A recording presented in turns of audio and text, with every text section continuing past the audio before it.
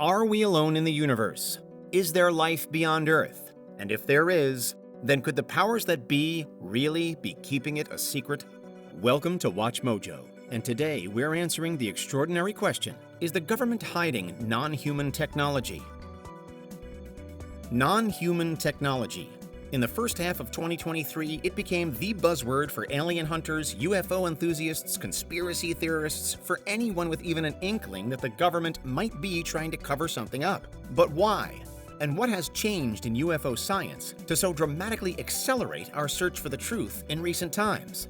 The latest push for disclosure arguably started with the efforts of one David Grush, an increasingly high-profile whistleblower who had previously worked within the U.S. military and government. Among many senior positions held by Grush, he had been involved with the Unidentified Aerial Phenomenon Task Force, an investigative branch of the government, in short, set up to explore the credibility of UFO, or now UAP, sightings and reports. The American authorities have received more and more such reports in recent years, and so have been forced into channeling more time, money, and resources to them. And Grush had essentially been working at the very heart of all of that. Many believe then that his claims carry a great deal of weight and legitimacy. But what exactly has he said? Grush first went public with what he alleged to know in an explosive June 2023 article for The Debrief, written and researched by the noted and respected UFO journalists Leslie Kean and Ralph Blumenthal. In the article, and in various subsequent interviews, Grush insisted that, contrary to what they'd have you believe, the U.S. government knows full well that there are aliens out there. It knows it because it has had continuous access to an untold amount of information and material since at least World War II. For example, Grush alleges that toward the end of World War II, a craft of non-human origin that had been previously uncovered by the Italian dictator Benito Mussolini was sent to and stored in the United States for further study during the post-war years. It suggested that multiple intelligence agencies were involved here, and even that the Vatican had had a hand in what happened. Although it's unclear what ultimately came of the craft in question in this particular case. Clearly, a lot of time has passed in the decades since the late 1940s. Knowledge has grown, developments have unfolded, and opinions have evolved. But Grush, again in the debrief article and in interviews afterwards, reckons that not much has changed in terms of the deep-rooted secrecy at the heart of official UFO study. Claiming to have heard firsthand from various, mostly unnamed sources within the government or close to, Grush has suggested that the U.S. has long run dedicated initiatives to find and recover things like crashed UFOs, bits broken off of passing UFOs, and even dead UFO pilots. There are then suggestions that most of this is entirely unknown because actually, even most of the government is unaware. Grush has insinuated that there are multiple figures or groups on the inside that have consistently and deliberately withheld key information or evidence from various flagpole UFO research groups. So if the claims are true, it could yet be that while some in the government are hiding proof of what's out there, many are just as in the dark as the rest of the watching public. The information has simply never been let out.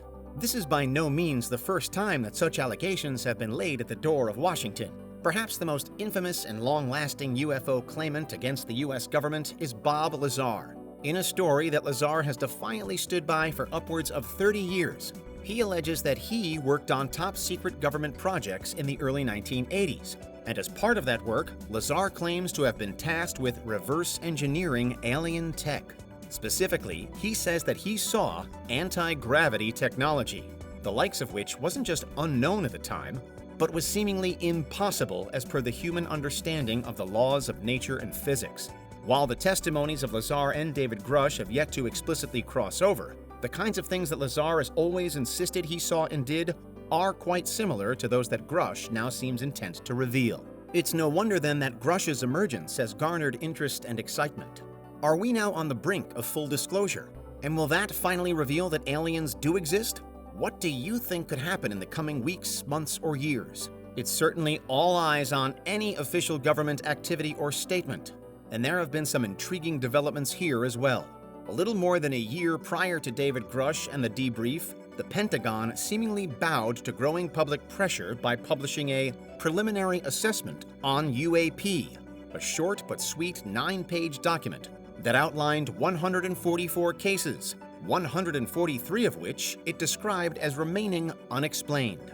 For many, it was something of an anticlimax. Unclassified, yes, but inconclusive, definitely. However, the official story has since been built on quite significantly, with the release of the 2022 Annual Report on Unidentified Aerial Phenomenon.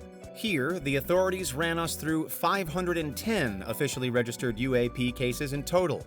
This included the 144 discussed before, plus 366 new ones. The annual report was longer than its preliminary forerunner, but only just. An 11-page document, it was mostly dedicated to outlining new and improved methods and procedures for collecting UAP data and cataloging it. For example, it said that more than half of the 366 new cases could be labeled as unremarkable, 163 characterized as balloon or balloon-like entities, 26 characterized as unmanned aircraft systems or UAS-like entities, and 6 attributed to clutter. There was no direct mention of alien spaceships, alien pilots, crashed UFOs, etc. The report did concede, though, that any UAP might pose a threat as either, quite, flight hazards or as potential adversary collection platforms. So far, as per the still limited information that the U.S. authorities have made public, the establishment of the All-Domain Anomaly Resolution Office, or the AARO, is billed as a key development. It's said to be a wide-reaching arm with scope enough to properly coordinate UAP reports and research, linking up all or most other defense and security government branches. Interestingly, though, the AARO is a successor to the UAP task force that had existed beforehand, the same task force that David Grush had worked closely with. Could the restructuring, then, be another attempt to squirrel away information in line with what Grush has claimed? Or is it genuinely a revised and more effective effort to get to the bottom of UAP once and for all? Let us know what you think in the comments. In the aftermath of Grush's various claims, the Department of Defense and NASA both released statements, and perhaps unsurprisingly, neither supported the whistleblower. The DoD said, quote, "To date, AARO has not discovered any verifiable information to substantiate claims that any programs regarding the possession or reverse engineering of any extraterrestrial materials have existed in the past or exist currently," end quote. NASA said that it, quote, "has not found any credible evidence of extraterrestrial life, and there is no evidence that UAPs are extraterrestrial," end quote. That said, there are some major investigations ongoing, including a reportedly independent initiative looking into UAP, set up by NASA itself. So what should we make of all the more recent news stories, allegations, reports, and debates? Certainly the conversation has been moved along a lot in just the last couple of years, with even the term UFO swiftly being replaced by the seemingly broader and arguably less taboo UAP. But the increasingly used qualifier non-human is a far thornier one, particularly for the government and official sources to entertain.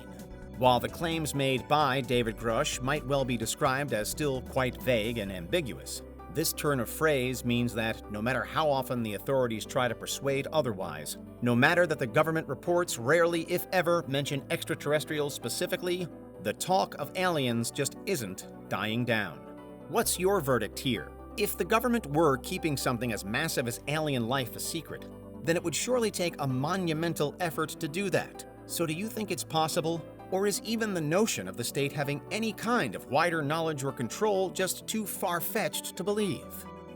Did you enjoy this video? Check out these other clips from WatchMojo, and be sure to subscribe and ring the bell to be notified about our latest videos.